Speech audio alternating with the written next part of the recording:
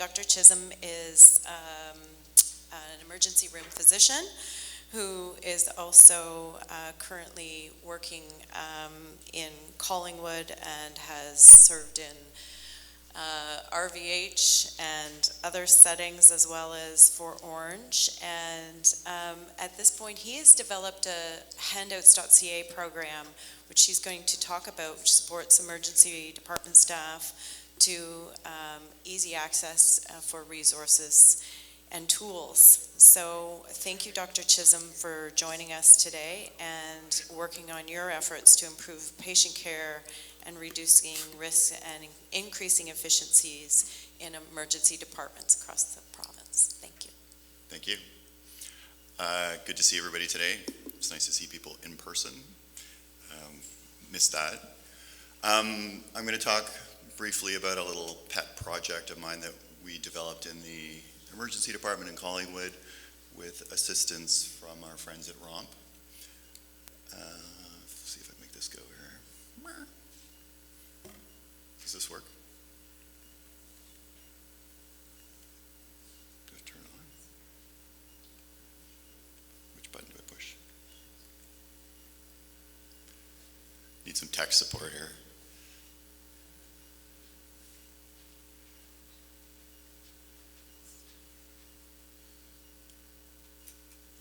Batteries. Oh. Okay, cool. So basically this is going to be kind of like a show and tell session. Big cut to the end, surprise ending. It's a website. So I don't know if any of you have a smartphone on you. You could actually go and look at it as we're chatting. But so I'm going to start with the why did we build this website part of the question.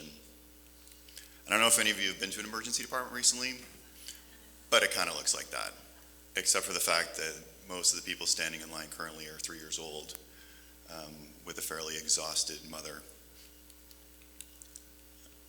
And unfortunately, because of that gigantic lineup of crushing human beings, we just don't, in fact, have the time to spend with patients that we would like to. I would love to sit down and have a 10-minute conversation with somebody about their diverticulitis or their osteoarthritis or whatever they present to the emergency department with, but quite honestly, we just don't have the time. The other issue is that as time goes by, patients are becoming more sophisticated. They come with a lot of questions. They've done their own research. It's not unusual for somebody to come to me with something they're concerned they might have with some paper they want me to review. So that adds to the problem. And in fact, a lot of times I always tell my residents, I sometimes feel like the retired electrician at the Home Depot who's trying to help you with your DIY project.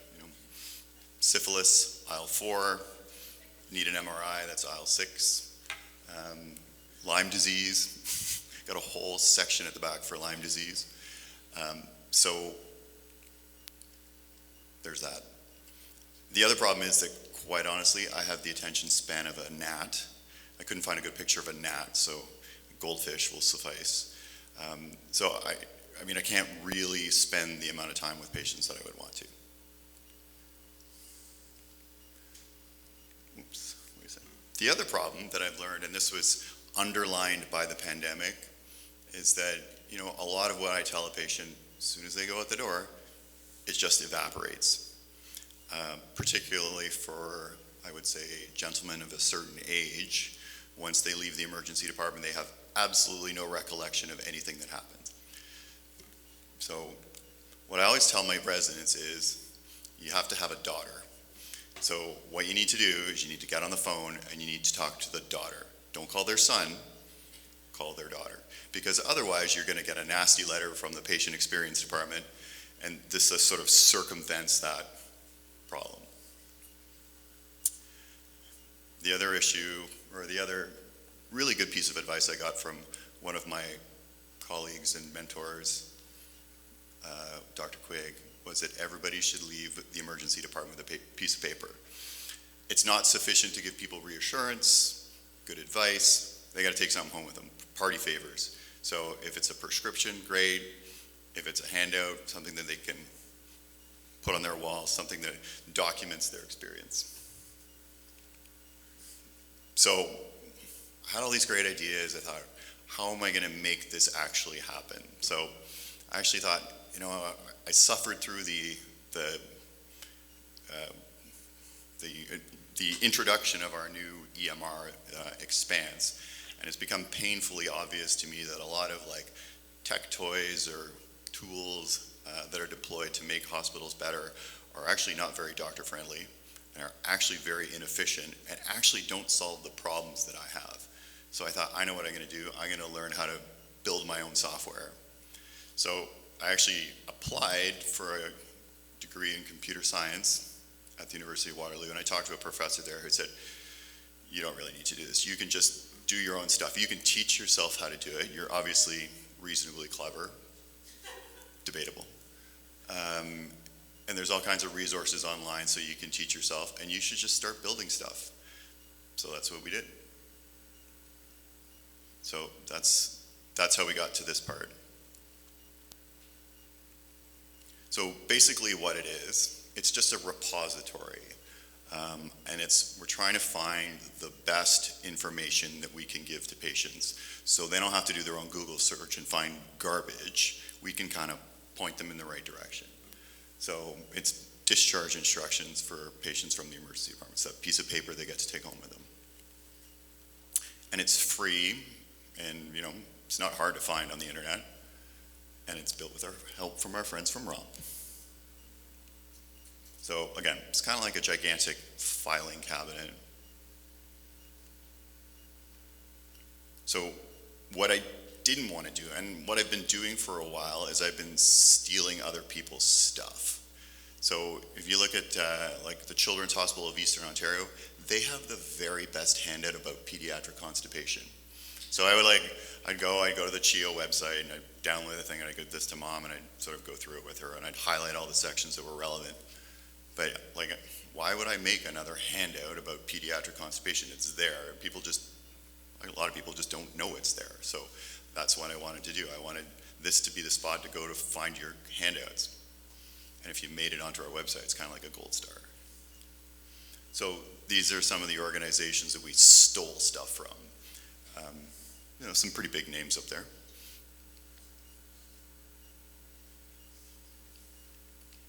This last one down here, Pregnancy ED, that is like gold. That's like some of the best stuff I've got on the website, I think.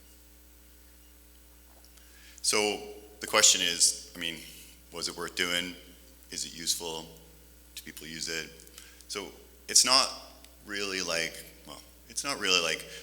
publishing in a journal or some other kind of academic avenue. I get some feedback from patients. Patients seem to really like the stuff that we give them, but it's hard to quantify that. So this is my new favorite thing, Google Analytics. How many of you guys, have you ever heard of Google Analytics before? So basically they'll give you information about how's your website doing. And so this is the last month. We had 418 users, probably average 40 odd a day, which, when you compare to Kim Kardashian, is really not actually all that impressive, but nonetheless, there you are. But you can see where the people are actually using the stuff. So lots of people in Toronto, Mississauga. Hey, there's a few people from Collingwood who actually use it. Oakville. And then if you actually break it down even further, I'm not entirely sure where Arnprior is. Near Ottawa? Okay, so there's people in Arnprior that use it. Cornwall. You get the idea. Oops. So that's basically it. So our next steps are, we're going to consider building this into an app so that we can, instead of printing it on paper, save some trees and share it with patients that way. I gave a lot of thought to using QR codes, but I think our target demographic may not be super QR savvy, so that may not be a thing. And then what I would really like to do is ultimately build this out so that it's sort of a crowdsourced opportunities so people can contribute and we can work together to have good discharge instructions for patients that are not necessarily tied to one hospital entity. You know, it seems a little weird to me sometimes that I give somebody a handout that's got Children's Hospital of Eastern Ontario when I'm working at RVH. But, you know, I mean, I'm willing to do that because the information is quality and I think it's helpful to the patients. But I would like to have generic discharge instructions for people. And obviously, like, the more well-rounded it can be, the better. You know, there's not currently a lot of mental health stuff on there. We do have some resources from ROM, but there's not a lot of mental stuff out there. We could certainly build it out. And then the other thing is I would like to encourage healthcare professionals to do their own software design, build their own technology. It's actually, like, it's really not that hard. And nowadays with sort of low code or no code type platforms, you don't have to have a lot of sophisticated computer science knowledge to build a useful tool. So, you know, I would encourage you to consider doing that. You don't need to hire a software developer for thousands and thousands of dollars to build your app. Those days are coming to an end, and, you know, people are able to build their own. And that's basically it. I'm happy to take any questions. Thank you, Dr. Chisholm. It really speaks to when you mentioned about a journal article and how long that journal article actually takes to move into practice. And the average length of time for that is approximately 17 years. So I see, Dr. Schmidt, you've got a question. If you wait 1 second while I scoot over there.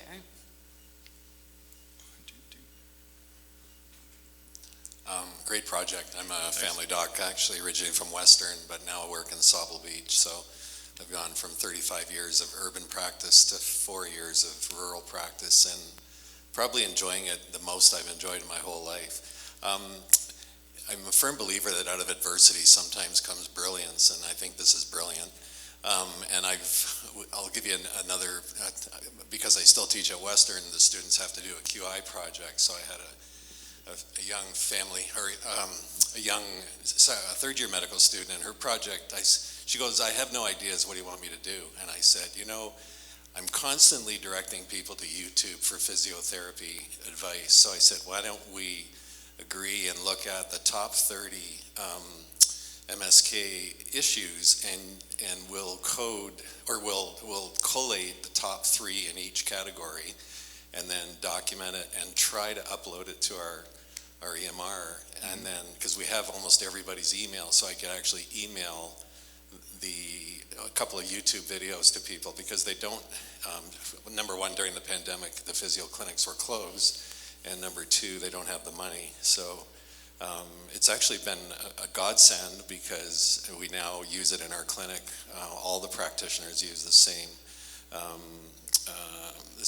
collated advice for patients. So you're right, it cuts down on time, but it also, it gives kind of a directed approach to a common problem. Right. And we spend way too much time going over the exact same information with every single patient every single time. So it you know, like I said, I think the pandemic has made us pivot and think differently. Mm-hmm. And I think we've thought differently in so many different avenues, but I'll talk another time. Yeah, that's absolutely true. I think more of my job now is like being a tour guide or the hostess on a cruise ship. You know, come on over here. And I just point people to good references. Like, I can get them started, but a lot of the times I'm providing them with a resource that they can go home and dive into. So, you know, one of the things about YouTube videos, we thought about how am I going to send somebody a YouTube video link? And the problem is the YouTube video links are like this long, and that's why we were thinking about the QR codes. The other thing is, sometimes if I see a patient, I will actually text them the discharge instructions. The only problem with that is then they have my phone number, which sometimes initiates a two-way conversation, which I don't really want to get embroiled in. So I thought about getting another phone. It seems like a lot of work. And that's where the app idea came, because there's actually a platform called Twilio where you can purchase an anonymous phone number, and then you can sort of run it through that. So that might be a way for us to share information with patients without sharing our personal contact information. Hi. So some of us find it confusing because we're also told don't go to Google for medical information. So is it through Google that you're suggesting that we find these apps or suggestions, or how do you get your information to us through the proper channels so that we just don't go to Dr. Google and... So what we've done here is we've basically done the Googling for you. So how do we know how to find you? If you go to our website, which is handouts.ca. So we have to know about that. Yeah. How do we find out about that? Well, I guess this is more designed for healthcare practitioners as a source for them to have information to share with their patients. So when I use it and when I'm working in the emergency department is I'll go to this website that we have, and I'll go to the section on, say, concussions, and then it'll have listed a bunch of resources on concussions, and I can just print those out and hand them to a patient directly. So I mean, the patients are welcome to go to the website themselves, but this is more of a tool for practicing emergency physicians in the department. So we have to go to emergency first before we hear about it? Yep, So for the time being. There isn't a step that a person can take to access this information without going through the emergency room? Well, We're trying to get people out of emergency now. Sure. So until today, I'd never heard of handouts.ca. I think it's a great tool, but... Yes, so I think your point is well made in terms of that. Yes, we're no.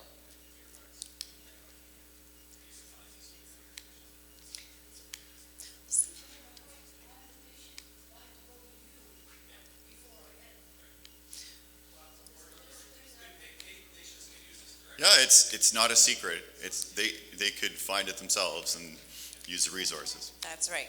So we'll just go to our next question. Hi there, my Hi. name's Samantha. I'm the program manager. I oversee services at the Women and Children's Shelter, my friend's house here in Collingwood. Cool. And I just want to say this is amazing.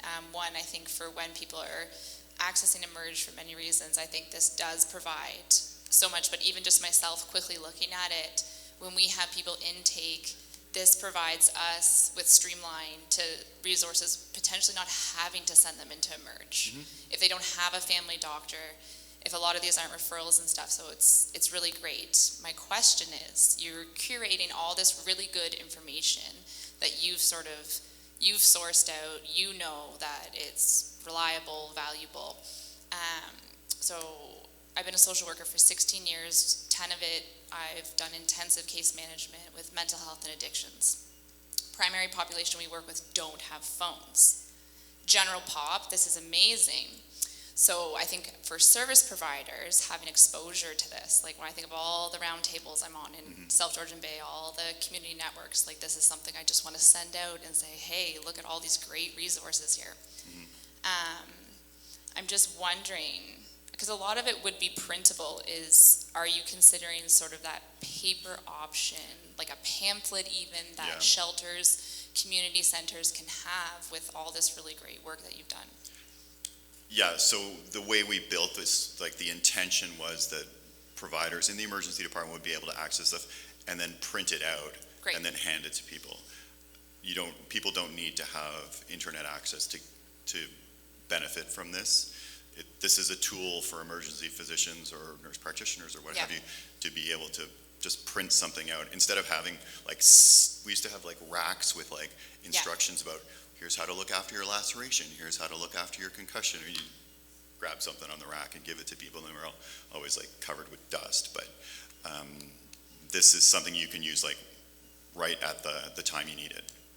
Beautiful, yeah, no, I think it's extremely helpful, and the paper in hand is a huge thing for people, especially if they don't have phones. And then even when I think the amount of people we get coming back from merge, and we say, well, what's the discharge plan, or what are the next steps, and they don't go in Sure. the 5 minutes, they have nothing to give to us, and for follow-up care and support, it's a gap. So yeah, really great work, it's amazing. There's a section in there about diverticulitis, which we see a lot of, and it's like about a 16-page printout, but I mean, it's everything a patient could ever need to know about diverticulitis. So, I mean, there's no possible way I can communicate all that information in a 4 2.5 minute encounter. Like, here you go, here's your prescription for your antibiotics, and good luck.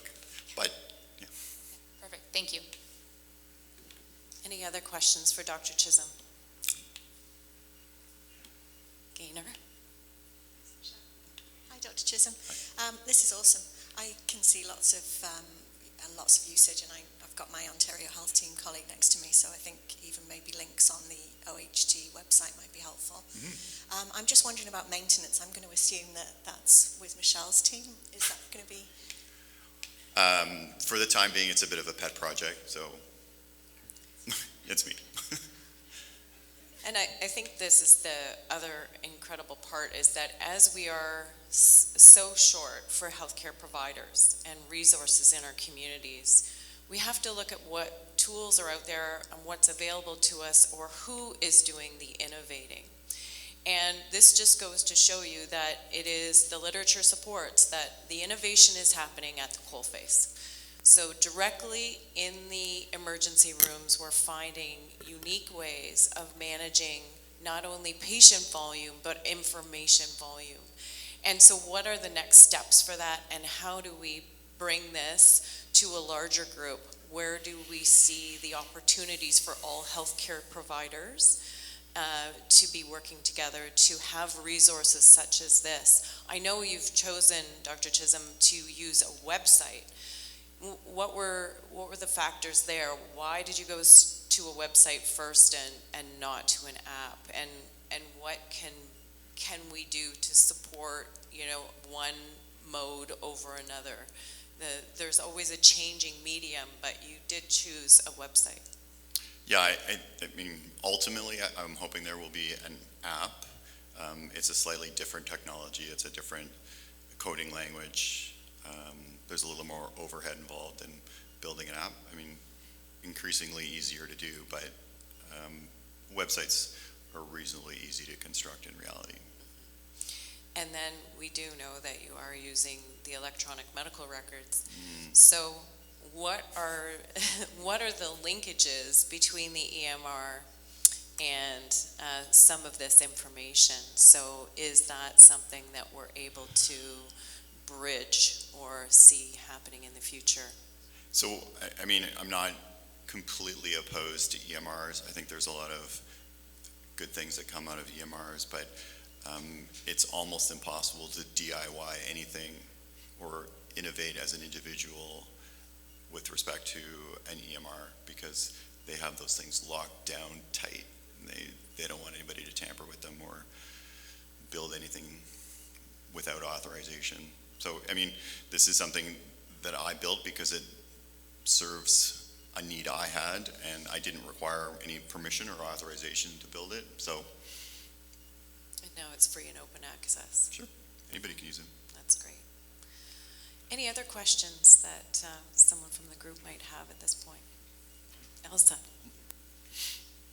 Sure, just a comment. I absolutely love this. I work in rural healthcare in an outreach capacity, and when I think about having quick tools as part of a toolbox, it's not a solution for everything. It's not a solution for patients necessarily, but right now it's a good solution for those primary care providers or acute care providers that are on the fly and need to give something to people in hand so they don't forget it.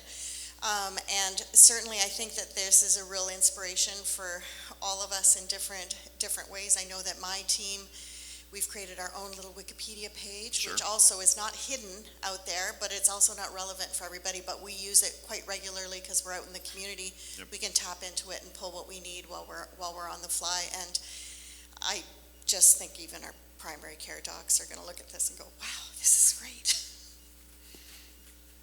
And, more people are involved. Like, I'm happy to entertain contributions. If people have, resources that they think are worth sharing, then bring it on. That's great. And, we do have your list of different communities that you can see action happening with the website. And I just wonder, in some of those communities, my guess is there's a number of your learners and your trainees. So it is not about just the current healthcare providers, but also our next generation of healthcare providers and how they can be mobilized, not only in our communities, but as they move to other destinations and supported in those destinations in Ontario. So thank you very much, Dr. Chisholm. Thank you. Thanks for really having me. Appreciate it.